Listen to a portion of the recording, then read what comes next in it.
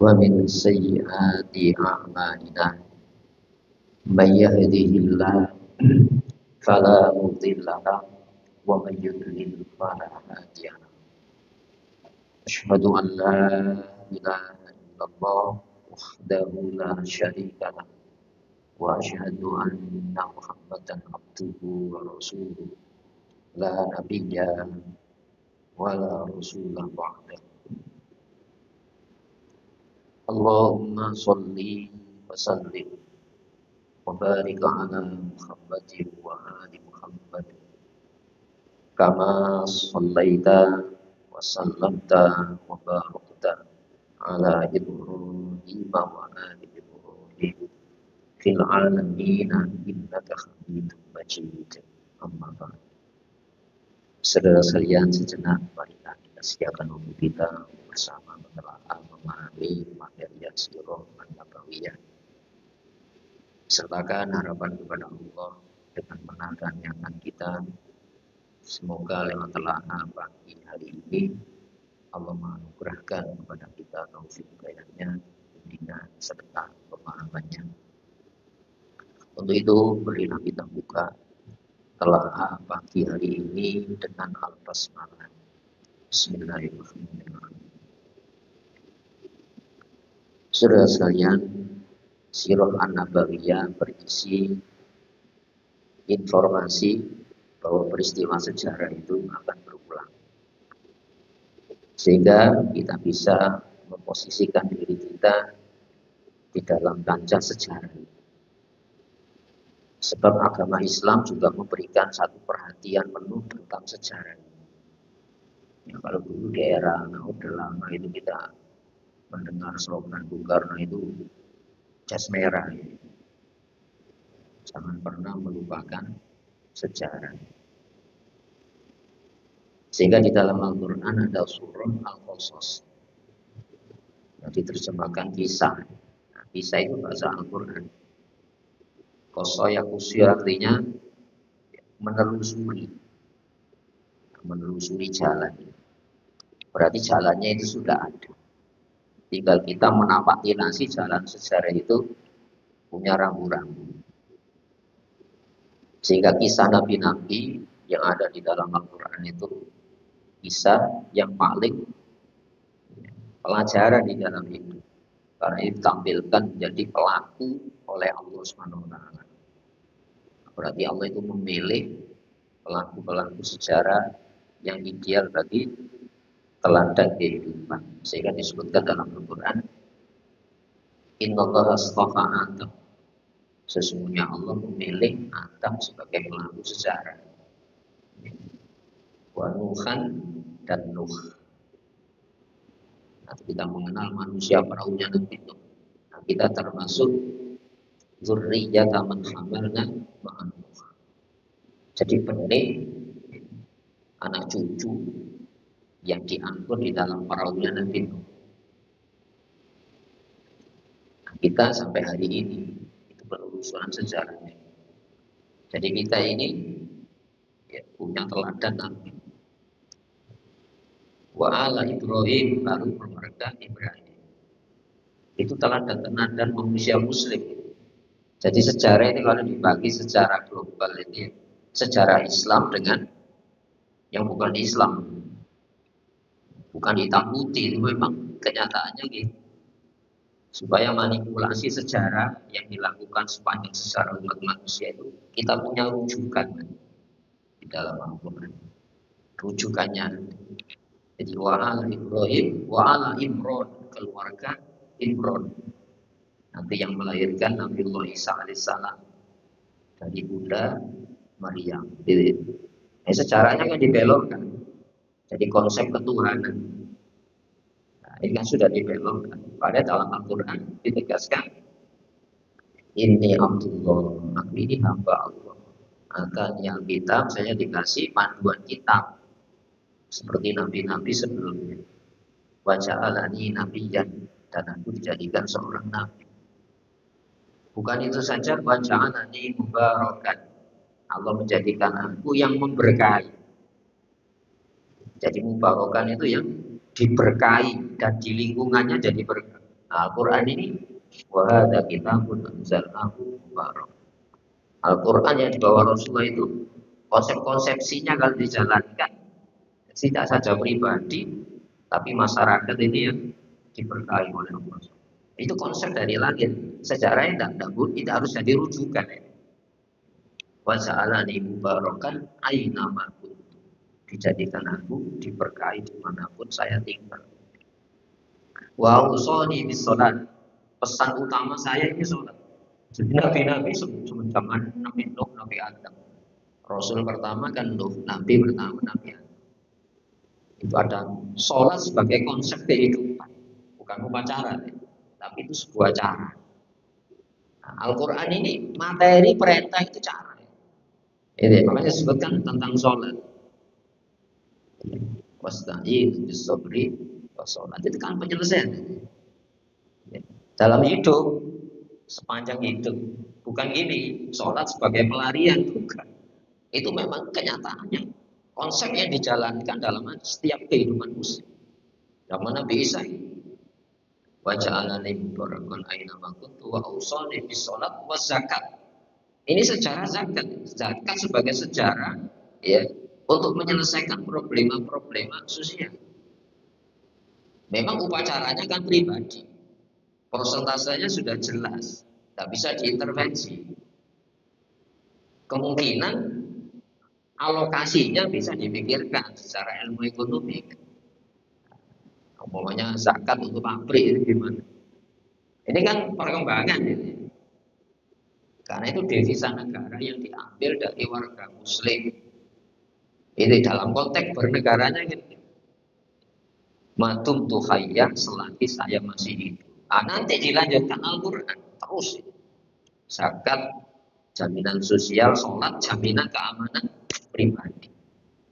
Nah, hadirin rahimakumullah, itu satu contoh yang nanti di kemudian hari dibelokkan jadi sejarah yang sudah nyimpang upacara, bukan cara hidup. Ya, sehingga tidak perlu adanya kekuatan negara yang intervensi yang mengambil konsep ini untuk konsep bernegara. Realitanya kan kewajiban pribadi kan zakat.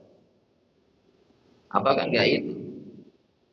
Kalau pajak memang dari negara, seharusnya sektor zakat ini diambil alih oleh negara. Ya, coba dana bagi haji aja semacam itu. Padahal dikatakan Indonesia negara miskin, tapi dana hajinya gimana? Ini malah jangankan ini, ormas saja bisa bantu negara, kan ada ormas bantu negara dalam kasus COVID kemarin ini. Dan sampai hari ini belum dikembalikan. Itu baru ormas sebenarnya. Belum kalau itu warga semuanya ini pemberdayaan zakat. Jadi kembali kepada ini. Jadi sejarah yang disebutkan ketika kita mengaji sejarah. Sejarah itu sebagai sebuah alur tetap. Nah, kita yang menapaki lasi itu harus punya rambu. Yang rambu itu bisa menjadi pegangan saat manusia mencoba mengalihkan, bukan sekedar itu, memanipulasi perjalanan sejarah menjadi sejarah kaum, sejarah suku, sejarah bangsa, bukan sejarah Islam. Kembali kepada kemudian secara pribadi Rasulullah SAW diberi oleh Allah pelajaran sejarah karena Rasulullah itu Rasul yang hidup pada zaman akumulasi masalah-masalah pribadi maupun sosial pada zaman-zaman Nabi sebelumnya. Jadi satu, berat kan? Kalau Nabi-Nabi sebelum Rasulullah itu kan masalahnya kan satu masalah saja. Sekarang ini berkumpul pada zaman Al-Quran diturunkan. Sehingga Rasulullah disebutkan secara khusus di dalam surah Hud ini. Wa kullan naqussu 'alaika, dan masing-masing sejarah Nabi itu kami kisahkan kepada engkau Muhammad. Secara khusus Rasulullah. Berarti kita kan jauh lebih butuh ya. Min amba'ir Rasul, berita-berita Rasul. Apa fungsionalnya? Linusabbitu bihi fu'atak, supaya hatimu itu kokoh, keyakinanmu itu mantap. dalam menapakilasi sejarah leluhurmu. Ketika kita bicara sejarah leluhur itu bukan leluhur Majapahit, bukan leluhur Sriwijaya. Leluhur kita itu nabi-nabi. Ya. Min amba'i rasul manusak bitubi fuatak, sesuatu yang bisa meneguhkan pendirian kamu, tidak goyah itu. Ya. Wajah fi hadhil haq, di dalam Al-Qur'an ini datang kepada kamu. Ya, informasi yang benar. Ini satu contoh ya, ini bukan provokatif gitu. Tapi Al-Qur'an mengatakan itu. La tajidanna asyaddan nasil adawa lil ladina amanul yahud wal ladina asyraku. Ini informasi Al-Qur'an. Muhammad, nanti itu belum terjadi. Nanti kamu akan mendapatkan orang-orang yang paling sengit permusuhannya kepada Islam dan kaum muslim ini orang Yahudi. Pertanyaannya gini, terbukti apa? Dalam sejarah terbukti. Waladina asyraku, dan orang-orang musyrik. Apa fungsionalnya bagi peneguh hati Nabi? Ketika menghadapi itu kamu biasa. Jadi beda kan, kamu tidak dikasih informasi, benturan, kaget. Sebelum terjadi benturan itu, kamu akan menghadapi. Nah, berarti kan kita siap ya. Gitu ya. Nah, sehingga kita memahami ini penting untuk mengantisipasi peristiwa yang sudah disebutkan. Dan ketika itu berarti gimana kita?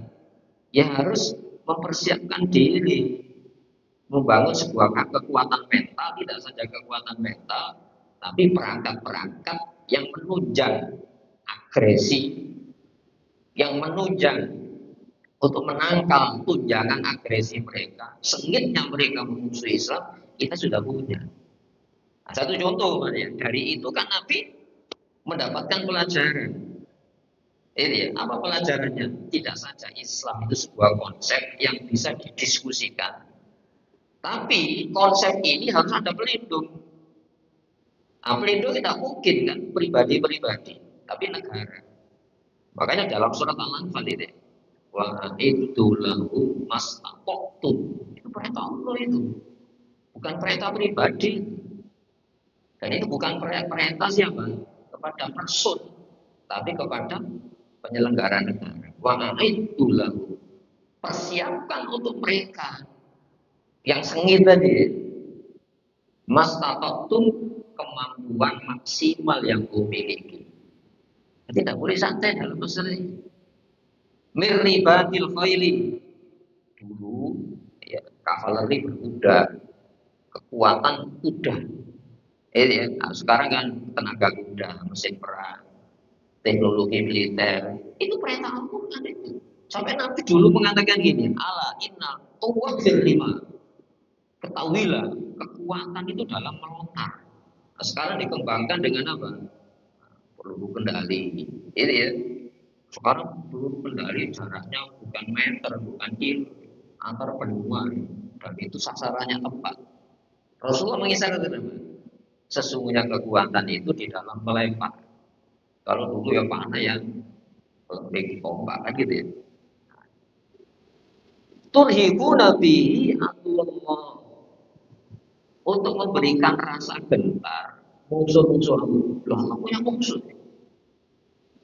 Itu ya, secara konsep larangan Allah itu perintah mereka. Yang diperintah Allah dilarang mereka. Kan secara konsepsinya kan beda. Berseberangan kan. Nah, dialog itu iya. Tapi ada orang yang tidak mau mendiskusikan konsep. Apa yang dimiliki? Ya membangun kekuatan pertahanan itu. Ketika kita bangun pagar, ada orang buat apa rumah di pagar itu? Saya curiga. Berarti kamu punya maksud saya menjara rumah saya. Oh, rumah saya sendiri saya bangun pagar, ada reaksi. Nah sekarang yang terjadi kan, Muslim tidak boleh membangun kekuatan militer. Lalu dibikin Dewan Keamanan, ya memberikan syarat-syarat, dikontrol pada atom dunia. Padahal mereka di kemudian hari apa? Pro kepada mereka, pada atom dunia ini. Berarti apa? Muslim tidak boleh membangun kekuatan militer. Ini cuplikan sejarah sebagai mengantisipasi peristiwa-peristiwa yang akan datang. Itu ya. Wa atuwakum, dan musuh kamu. Itu ya. Hadirin rahimakumullah. kita kembali kepada pentingnya supaya tidak lupa ya. Jadi hidup ini berisi pergolakan. Ini ya, bukan berarti Islam itu agama kekerasan. Nah, tradisi kekerasan di dalam Islam itu tersesat. Hanya agama Islam yang mengajarkan ada ilmu perang, bukan perang teori perang ya. Tapi perang itu sebagai sebuah ilmu pertahanan. Gitu ya. Sehingga hadirin rahimakumullah, coba Rasulullah itu berapa kalau kita hitung sedang sejarah, nanti kita ketemu ini 75 kali Rasulullah itu berperang. Berarti apa? Ini paling banyak dilupakan kewajiban membangun pertahanan negara. Itu 75 kali loh. Padahal Rasulullah paling lembut ya.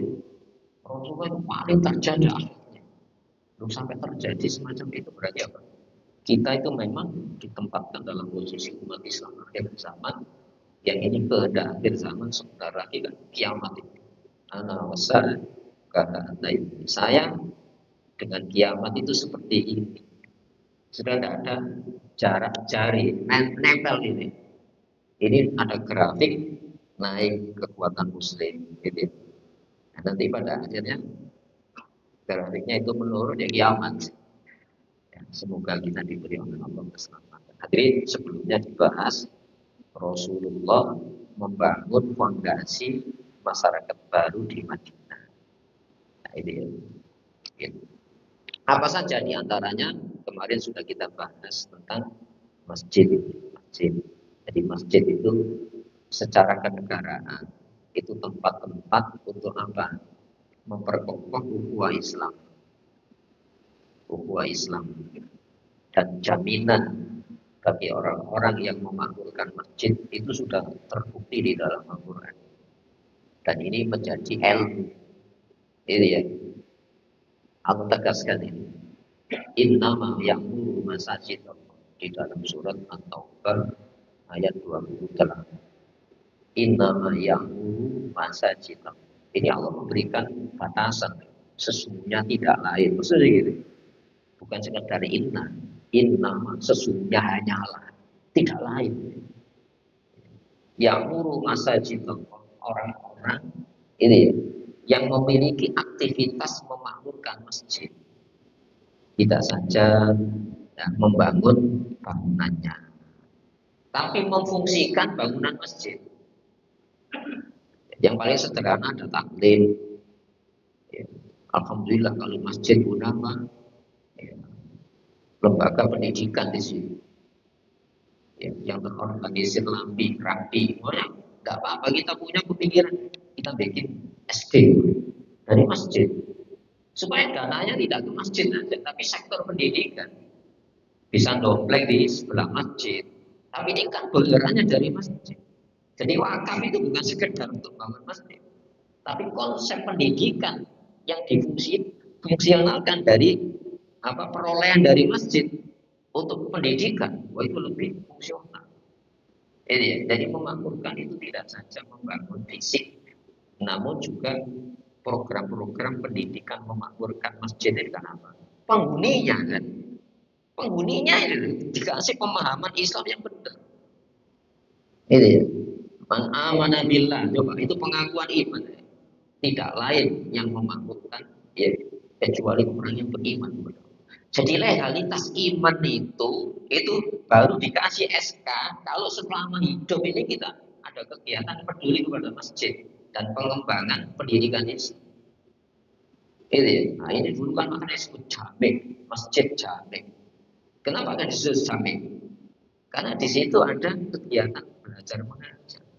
Pokoknya nanti dipakai nama Al-Jami'ah, universitas itu juga masjid itu. Juga di Mesir ada Al-Azhar. Kalau di Spanyol Cordoba punya universitas Nizamiyah, itu dari masjid.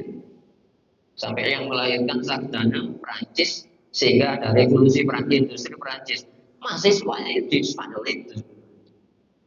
Sehingga Al-Jami'ah itu bukan jumatan saja, tapi menghimpun daya yang dimiliki kaum muslimin untuk apa? Yang memakmurkan masjid itu imannya terjaga. Kemudian apa? Diakui apa? Man amana billah wal yaumil akhir. Legalitas percaya kepada hari akhir itu harus ada kegiatan di masjid. Kita percaya kepada kiamat, tapi kekuatan daya percaya kepada hari kiamat itu bisa melemah kalau tidak ditunjang kegiatan di masjid. Alhamdulillah kalau kita ini ditunjuk dari pengurus masjid. Kadang-kadang ditunjuk dari pengurus masjid ini, masya Allah, wangel ya. Tapi kalau caleg miliaran keluar ya, ini ya, itu kesempatan untuk apa? Mendapatkan legalitas iman kepada Allah hari akhir. Wa aqama sholat, diakui menegakkan sholat. Wa ata zakat, diakui legalitas zakat. 1 miliar kita bayar pajak, bayar zakat. Tapi kalau tidak pernah beraktivitas di masjid, itu masih goyang. Daya zakatnya belum memperkokoh keimanan. Hanya nomor 5 ini, walam yaksha illallah. Itu problema psikisnya. Akan dicabut rasa takut kepada selain Allah. Sehingga diganti takut banyak. Oh, takut itu kan daya kan? Orang yang memiliki rasa takut, rasanya lemah bisa kuat. Seperti hanya orang memiliki rasa takut, antara kuat bisa jadi lemah. Jadi ini perlu di-manage untuk apa? Punya kegiatan khusus menjadi orang-orang yang punya kepedulian kepada masjid dan fungsional masjid. Yang terakhir nomor 6 sampai 6 jaminannya. Ya, wa asa ulaika ayakunu minal muhtadin. Ya, mudah-mudahan. Masya Allah berharap. Ya kita yang berharap, tapi Allah mudah-mudahan itu artinya pasti. Ya, ayakunu minal muhtadin, termasuk orang-orang yang di dalam hidupnya itu mendapatkan bimbingan dari Allah SWT. 6 ya, rumah bukan masjid. Maka ketika Rasulullah di Madinah, pertama yang dibangun itu masjid. Ini ya, makanya bangun lembaga apapun. Kalau kita punya rumah di sini ada masjid, luar biasa berkah bagi lingkungan. Mendengar suara Anda, apalagi rakyatnya, penghuninya datang ke masjid, itu jauh dari setan. Jadi rumah lingkungan yang tidak ada masjid itu setannya ramai oleh pasar. Makanya konflik ya. Akhirnya ada masjid malah konflik. Berarti yang di luar di bawah itu katut. Alhamdulillah. Nah, kembali kepada ini. Itu cucu kita ya, di dalam bagian keempat sirah nabi. Nah, kemudian para ulama beda pendapat tentang memperkokoh bangunan masjid. Itu ya. Mungkin Rasulullah waktu itu kondisional. Nabi pernah mengatakan, "Ma'udirna bi tasydidil masajid." Aku tidak diperintah memperkokoh masjid. Ya. Jadi Rasulullah waktu itu untuk mengalihkan manusia dari orientasi bangunan kepada fungsi. Sehingga awalnya gini, aku tidak diperintah memperkokoh masjid. Jadi memang kondisi negara Islam masih semacam itu. Tapi fungsional tempat, wah itu mampu menggetarkan versi rumah ini. Ini ya, karena waktu itu kan tidak mungkin membangun masjid sementara alokasi untuk persiapan pertahanan negara menghadapi versi Romawi, apalagi konflik dengan Mekah waktu itu masih berlangsung. Maka masjid itu masih sederhana, dikasih pojok-pojok tanah batas. Mungkin karena panas lalu dikasih atap, ya, pelpak kurma, daun kurma, macam-macam. Dikasih tikar sederhana, tapi dijaga di situ. Makanya dulu ada orang Arab pedalaman yang datang ke kota kencing, dikira bukan masjid. Karena apa? Masih pasir. Ini, nah itu kondisionalnya waktu itu. Jadi teks hadis itu bisa berkembang. Maka di kemudian hari ketika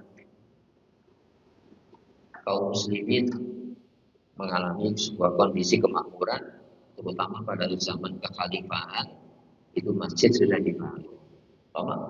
Intinya itu gini, jangan sampai ketika kita masuk masjid itu orientasi menjadi hamba Allah itu guna, bukan mengingat akhirat. Megahnya masjid itu. Jadi kadang-kadang sholat itu masih melihat ornamen masjid. Nah, dalam masalah ini ada Imam Madhab. Imam Malik itu tidak mentolerir ngasih warna-warna yang nyolok. Ini ya. Kenapa? Kondisinya kan tidak nyaman ketika kita sholat, bangga kepada bangunan, padahal ketika masuk masjid itu harus merunduk tadi. Ini ya.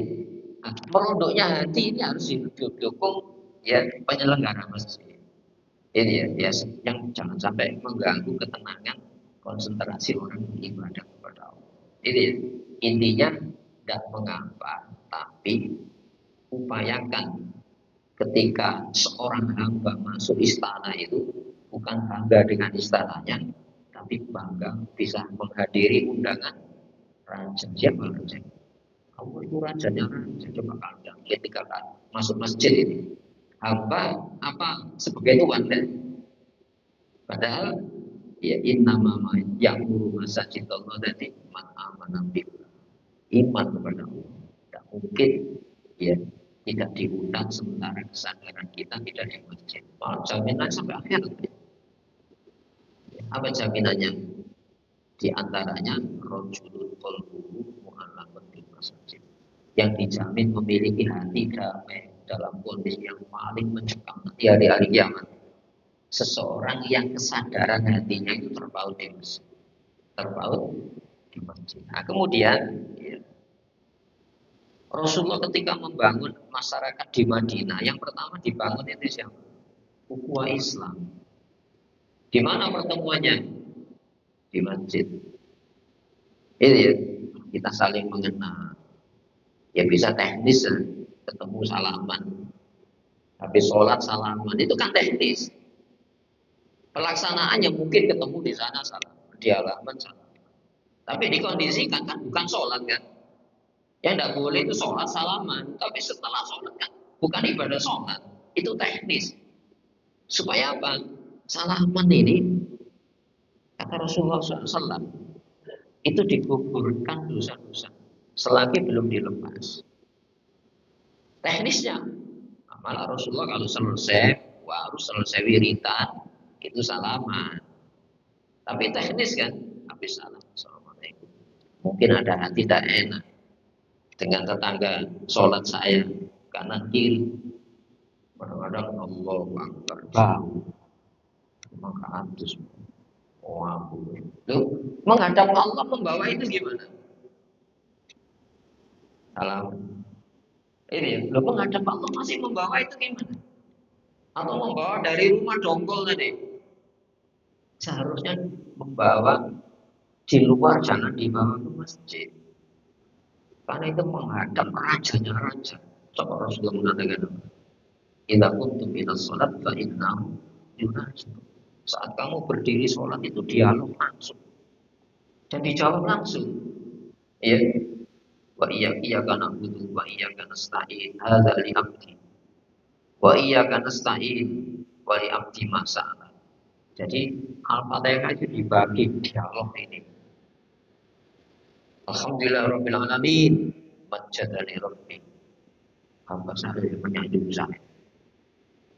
Siapa yang dihormati? Saya menghormati Allah. Apa Allah yang menghormati? Allah yang menghormati kita saat diizinkan di dalam sholat memuji Allah.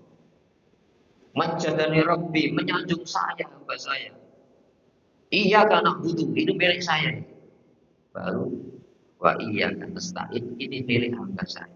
Dan bagi hamba saya, jaminan saya akan memberikan apa yang diminta. Itu maka ukhuwah antar muslim itu dimulai dari masjid. Tak apa umpamanya kadang-kadang kita ini kan ribut bahas arti untuk masjid, tidak apa. Ada ruang khusus kan, bagi non muslim disediakan ruang khusus.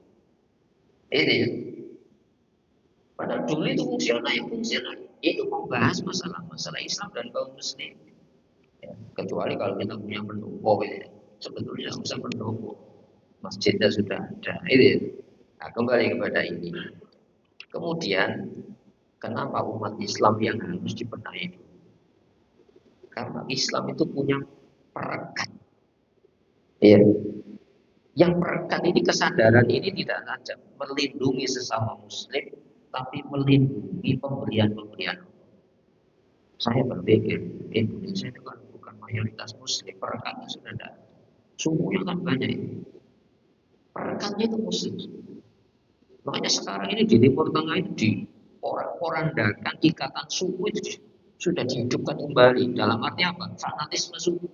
Misalnya kemarin suku Druze itu yang di Balai Israel itu kan masalah dalam negeri Rusia itu. Sudah masalah lama itu antara kaum Badui dengan suku Druze ini ya, itu konflik biasa. Diselesaikan oleh pemerintah Rusia, pemerintah Syria, digoreng oleh Israel, seolah-olah membela terus. Padahal tidak pernah selama ini membela terus. Seolah-olah dia menjadi pendekar. Akhirnya apa? Terjadi bentrok semacam itu. Padahal ini masalah dalam negeri kita. Gejala-gejala disintegrasi itu setiap saat muncul dan Rasulullah menuangkan dalam bentuk apa? Itu piagam. Kalau sekarang konstitusi lah, dalam teori negara sekarang konstitusi. Sehingga konstitusi pertama yang paling tua itu konstitusi Madinah, piagam Madinah. Ini coba kontribusi kaum muslimin, tokoh-tokoh Islam pada sidang konstituante itu. Itu kan ngotot dari wakil-wakil Islam ini. Ini ya. Kenapa? Ini masalah-masalah penting. Apalagi di Indonesia itu mayoritas itu suku-sukunya itu banyak bahasanya lebih kuat gitu.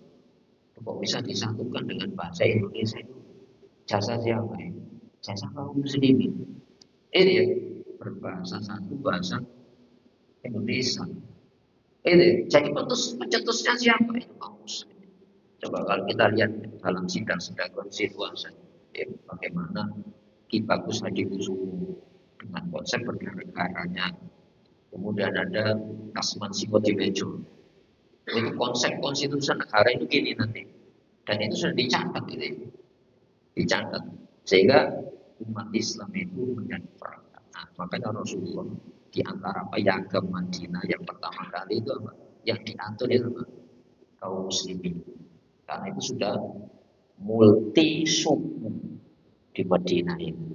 Jadi Rasulullah itu ya tidak menafikan kehidupan suku. Tapi masing-masing ini punya kontribusi terhadap kokohnya negara yang baru ini. Maka di antara bunyinya itu gini coba. Itu luar biasa itu. Rasulullah itu bingung Allah ya. Di antara piagam pertama itu al-muslimun min Quraisyin wa Yasribin wa man tabi'ahum. Falati qabi wajah muslim ya, dari Quraisy dan dari penduduk asli Madinah Yasrib dan orang-orang yang mengikuti mereka itu ya, maka mereka punya kewajiban berjihad mempertahankan negara yang baru ini. Itu multi suku itu ya. Jadi muslim Madinah imigran itu Mekah dengan Madinah punya kewajiban yang sama. Jadi untuk apa? Mempertahankan negara yang baru. Kemudian apa? Wakoba iluhum, suku-suku mereka. Memang suku diakui. Ini masalah. Coba Indonesia itu rawan ini ya. Tidak sebanyak suku-suku yang terjadi konflik di Timur Tengah. Makanya provokasi masalah. Ada pembakar masjid dimasukkan ke istana negara. Orang bakar masjid diundang ke negara, diundang negara ke istana negara. Kok bisa tidak dihukum itu gimana? Ini sengaja betul. Itu kenyataan ini.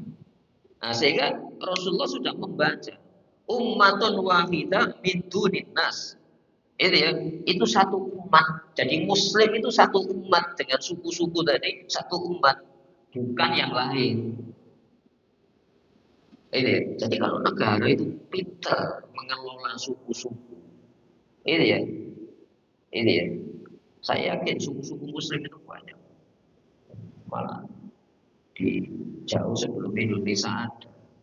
Muluk itu sebetulnya raja-raja. Itu penguasa sultan Muslim di Maluku. Malah ada jejak-jejak bahasa Arab yang Namlea. Ada satu lokasi namanya Namlea di Ambon. Itu dari kata naml itu, semut. Naml, siapa yang ngasih itu? Ya para pendakwa Islam dulu. Sampai di Papua itu sebelum Zening masuk, itu ada kerajaan-kerajaan Islam. Nama-nama Islam. Nah, itu menunjukkan apa? Sudah sisi di kekuasaan Islam. Yang nomor dua. Kalau tadi orang Muslim ya, pendatang maupun penduduk asli Madinah, itu ya, itu satu umat bukan yang lainnya. Kemudian haula'il muslimun jami'an ala ikhtilafi qabalihim yata'aqaluna bainahum wa yahduna anihim bil ma'ruf wal tusdu bainan. Mereka-mereka kaum muslimin semuanya dengan suku-suku yang bermacam itu saling bahu-membahu untuk apa? Melaksanakan amar ma'ruf dan mencegah dari yang munkar. Dan itu difasilitasi negara. Kalau sekarang ini kepala suku, kepala suku. Kalau sukunya mayoritas bukan muslim, ya jangan muslim, nggak boleh. Ini, tapi punya loyalitas kepada pemerintahan pusat. Sampai di situ Rasul itu menjaga jalinan warga negara itu gitu. Nah, kalau gubernur dari sana, ya jangan lewat Nil harusnya. Itu biayanya coba, konfliknya luar biasa kan, biayanya begitu mahal, terjadi konflik. Tapi kalau ditunjuk, ini ya, karena kita belum siap berdemokrasi yang liberal, belum siap. Ini saya tidak membenarkan, ya, tapi memang kadang-kadang kita ini sentimen. Dulu zaman masa Orde Baru itu kan ditunjuk ini. Mana yang loyalitas kepada negara, walaupun bukan Muslim, karena mayoritas di situ bukan Muslim. Ini kan dalam rangka itu membaca piagam Madinah. Ini kita bisa telusuri di dalam konstitusi bernegara. Dan ini sudah diadopsi oleh sistem demokrasi proporsional, bukan demokrasi liberal. Demokrasi proporsional itu hak mayoritas itu harus dilindungi. Ini ya, proporsional itu. Ini ya, bukan kadang-kadang mayoritas Muslim, gubernurnya bukan Muslim, tidak nyambung. Ini ya, tapi semuanya itu punya loyalitas kepada negara yang harus dijaga, dipelihara. Saya bertanya, apakah ini pemikiran kuno? Tidak kuno, ini modern. Dan itu diadopsi oleh piagam Prancis waktu itu. Kembali kepada ini. Layak dulu mukminun mukminan fi kafir. Mukmin tidak boleh membunuh mukmin dalam konflik dengan kafir, tidak boleh. Ini. Jadi orang mukmin tidak boleh membunuh sesama mukmin dalam rangka membela orang kafir, tidak boleh. Itu kejahatan negara. Sehingga kalau diikat ini kan tidak sembarangan ya. Ada pengadilan jalanan, ada alat keamanan, kok ada paramiliter yang dibentuk oleh ormas. Dan ini kejahatan menurut negara. Coba ya, ormas punya paramiliter. Dan ini dibiarkan oleh negara. Ini kan bahaya. Coba Rasulullah sudah menangkap ini. Jadi, kemudian wala yang suruh kafiron al mukmin. Mukmin, orang mukmin itu tidak dibenarkan menolong orang kafir dalam rangka apa? Menghadapi orang mukmin. Tidak boleh. Jadi loyalitas muslim itu kepada muslim, mukmin kepada mukmin. Dan ini dijamin oleh negara.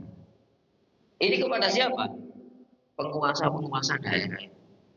Masya Allah, kalau saya membaca ini kok merinding ya. Ini bukan pemikiran modern. Jadi orang mengatakan Islam itu penindasan dan didukung fakta sejarah. Islam yang diskriminatif dan didukung fakta sejarah.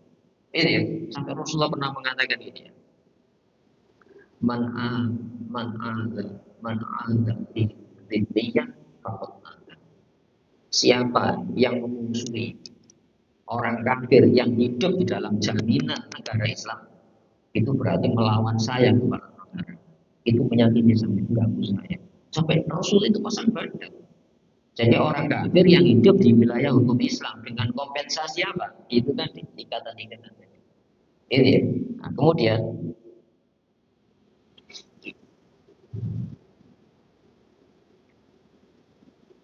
Inna silmal mu'minin wahid la yusallimu mu'minan duna mu'min fi qitali fi sabilillah illa ala sawa.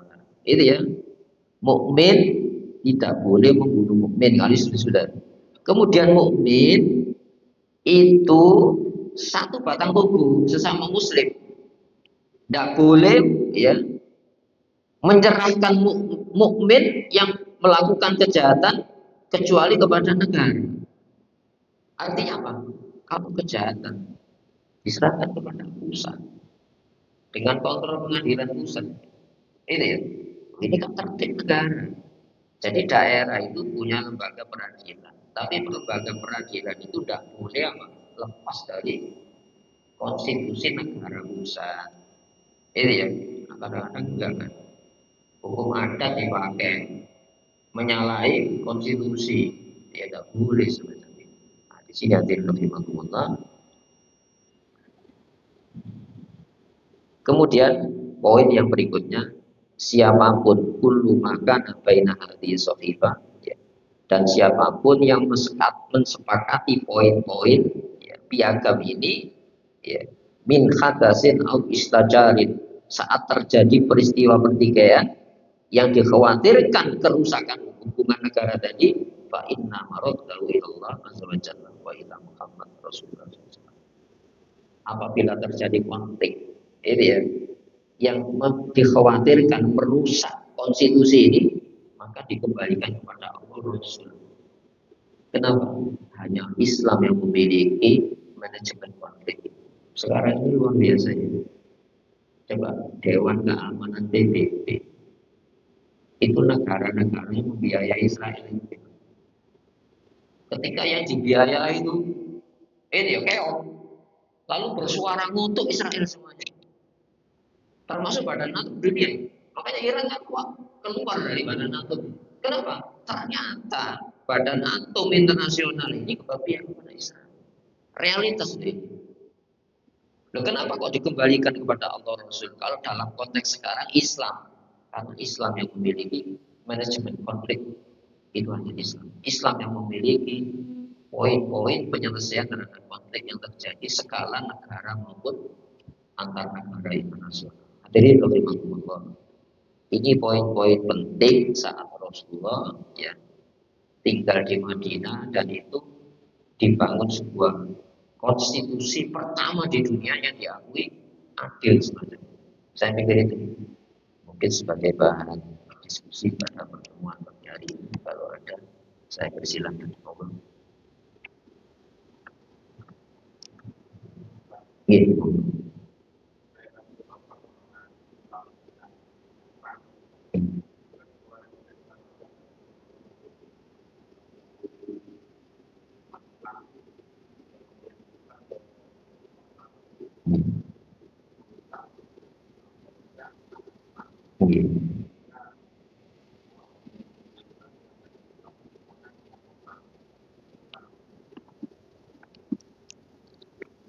Itu sudah kita bahas pada awal pertemuan ya. Ketika Rasulullah SAW mendapatkan risalah Islam dalam sekup Mekah. Dalam sekup Mekah itu kan tidak punya alat negara kan. Tidak punya alat negara, malah tertindas. Makanya ada hijrah. Ya, karena konsekuensi iman kalau tidak kuat, kalau ada kesempatan waktu luang maupun tempat untuk menyelamatkan keimanannya itu hijrah. Dan hijrah ini dari sisi politik ini ya, karena kita ini punya kewajiban diselamatkan iman itu Islam itu oleh negara. Tapi institusi negara belum punya waktu itu. Makanya hijrah ke Habasah, malah 2 kali hijrah. Kenapa di Habasah? Karena di sana ada pemerintahan Kristen. Yang Kristen itu disebutkan di dalam Al-Quran. Kalau tadi yang keras itu kan Yahudi Nasrani kan. Yahudi dengan orang musyrik. Iya. Dan akan engkau dapatkan orang-orang yang paling lembut, ya, yang paling toleran kepada Muslim, alladzina qalu inna nasara. Orang-orang yang mengaku kami ini Nasrani. Sehingga minta suaka politik ke sana. Jadi ke sana itu bukan apa? Minta jaminan aman. Nah, ini kan Mekah kan dipermalukan seolah-olah tidak bisa melindungi warga yang multi agama itu tadi. Dan memang akhirnya diminta kembali ada delegasi ke Habasa, Ethiopia untuk meminta kembali warganya yang keluar dari Mekah. Dan tidak diizinkan oleh Raja Negus waktu itu. Nah, ketika di Madinah Rasulullah itu kan sudah punya negara, lembaga negara sudah punya, nyurati kepada raja-raja itu, nyurati kepada raja-raja itu dalam rangka apa? Membangun hubungan bilateral, bukan multilateral, bilateral dulu. Apa kalau sekarang ini gini, buka konsulat lah, atau setingkat konsulat saja, atau kedutaan. Untuk apa? Ini menjadi pusat informasi Islam. Sampai ada ayatnya itu, bukan sendiri Rasulullah ini. Iya ya. Ya. Jadi kuutus kamu ya di Ummul Qura waman haulahu dan orang-orang di luar sekitar Mekah. Tapi negara belum punya ketika di Madinah Rasulullah ngirim delegasi.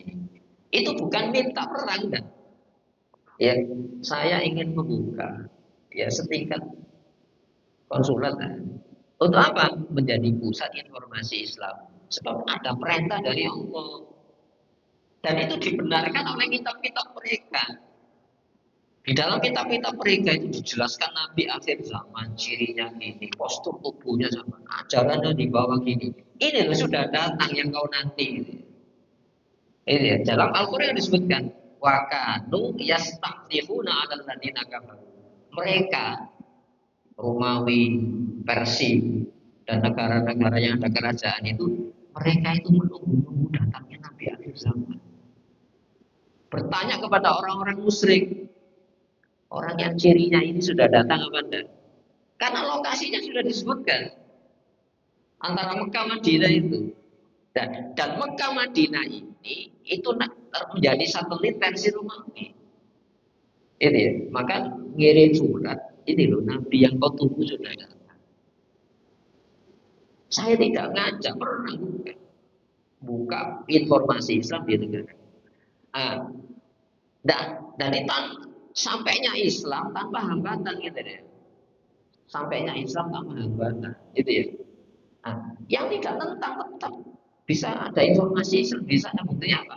Kaisar Deus malah masuk Islam. Jadi Najasyi itu masuk Islam. Makanya disolati Nabi di Madinah. Kenapa? Warganya tidak ada yang nyolati. Itu namanya sholat gaib itu. Jadi awal mula sholat gaib itu, ini ya, Najasyi itu meninggal. Rakyatnya tidak ada yang nyolati.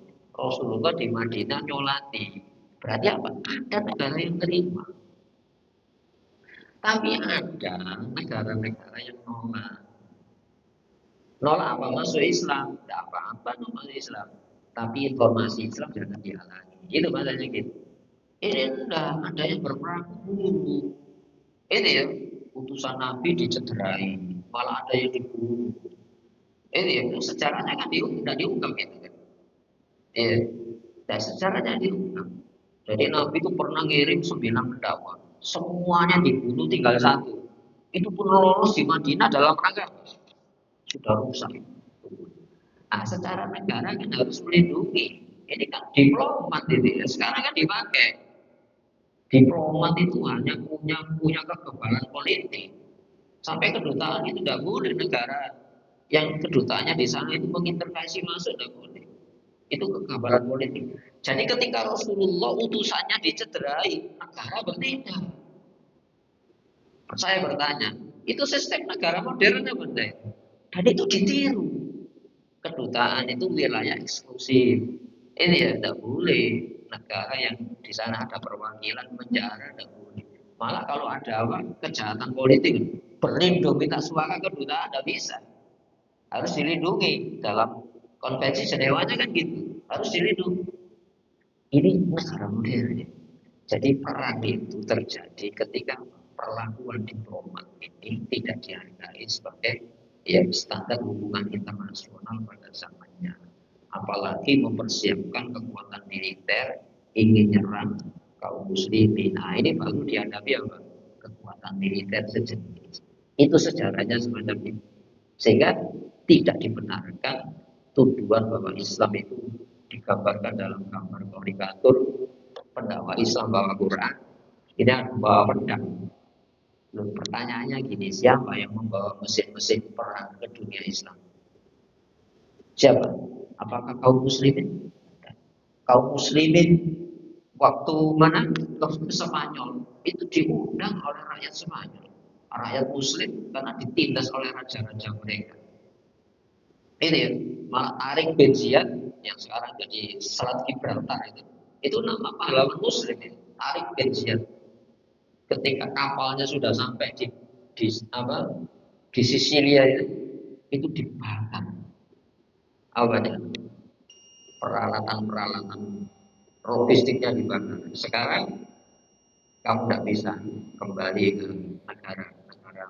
Sekarang kita harus menghadapi. Kalau kamu lapar, makanan di tangan lawan. Akhirnya kan Spanyol bisa ditundukkan dengan bantuan apa? Orang-orang yang tertindas oleh raja-raja Eropa pada zamannya. Tadi tidak didukung sejarah. Apa? Bukti sejarah. Kaum Islam itu melewati ya, kekerasan. Justru yang membawa musim-musim perang ke dunia timur justru negara-negara barat. Saya pikir itu. Masih ada mungkin? Monggo.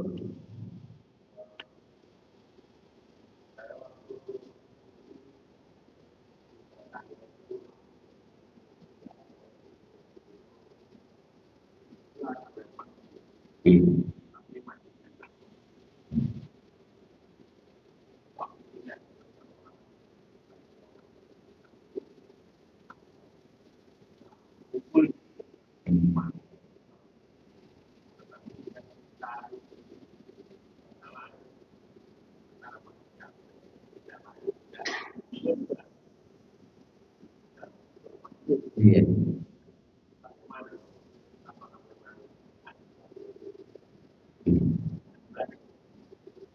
Memang ini seharusnya negara yang mengatur radius masjid.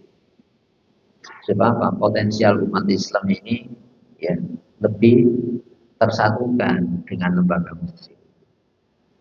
Tidak apa-apa lah ketika di sebuah real estate itu ada tempat ibadah. Ya, ya itu kan sebagai perekat warganya, kan? Sebuah kasih sayang. Karena potensi masjid itu apalagi di tempat-tempat yang rawan minoritas. Nah, ini kan kondisional.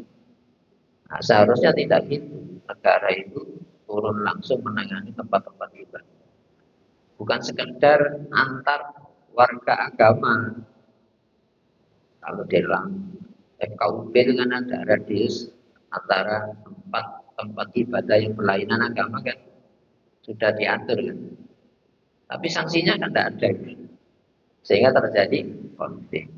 Nah, antar muslim pun seharusnya ada memiliki masjid-masjid yang dikelola bersama. Hindarkan konflik. Nah, sekarang ini kan potensial konflik. Karena masing-masing itu tidak dididik bagaimana ukhuwah Islam. Ini ya. Kadang-kadang dikuasai satu corak ya. Ya kalau kita merespon warganya ya, ya semuanya kan itu sebuah keniscayaan. Apalagi negara tidak ambil pusing masalah-masalah agama. Agama urusan pribadi. Oh, enggak, agama itu urusan. Sehingga potensi yang dimiliki umat Islam, baik daya, tenaga maupun finansialnya tidak tercecer dengan semakin banyaknya tempat-tempat ibadah. Jadi ya, contohnya peringatan Hari Besar Islam itu kan terus berkembang ya. Coba seluruh Indonesia itu kalau umat Islam mengadakan maulud, bukan mauludnya ya, tapi kalau tidak dikontrol oleh negara, dananya kan sudah ke sana banyak sekali. Ini ya, padahal untuk pendidikan Islam, ini ya, masih penyelenggaraannya masih minus terus. Itu satu contoh. Malah ada guru, alhamdulillah sekarang guru-guru TPA dapat insentif dari Pemkot ya, itu sudah ada pemikiran ke sana. Artinya kan gini, berarti potensi dana yang dimiliki kaum muslimin itu terserah-serah kemana-mana. Coba peringatan Maulid saja itu tiap tahun deh. Belum nanti ormas-ormas itu ada milad tiap tahun, macam-macam biayanya ke sana. Tidak apa-apa, tapi kalau diarahkan kepada peringatan yang pendidikan, maksudnya gitu. Kan kita mengarah ke pendidikan semuanya. Peringatan Maulud kental pendidikannya, kan itu kan. Peringatan 17 Agustus kental pendidikannya. Ya, sekarang udah mulai dulu masih lomba kuku si orang nyokot kerupuk sudah harus lebih.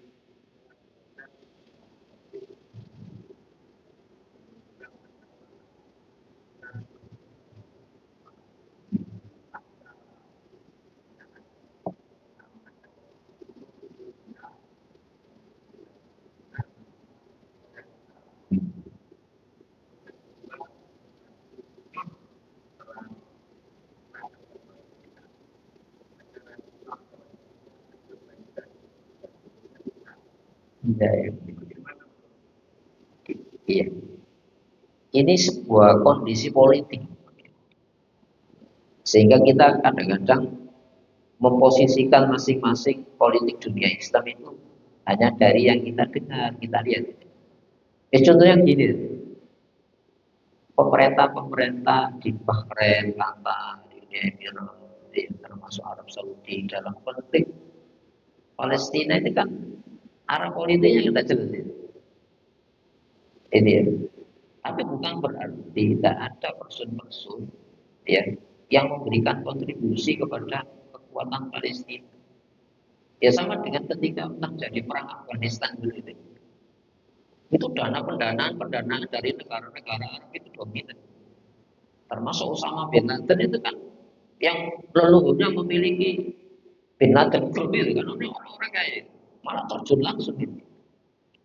Nah, sama dengan itu. Mungkin secara negara tidak terang-terangan, tapi secara di bawah di balik itu kontribusi kepada warga. Ini termasuk Mesir. Mesir sampai sekarang tidak membuka perbatasan Rafah itu. Tapi tidak menutup kemungkinan gerilyawan yang ke Mesir lewat Rafah itu.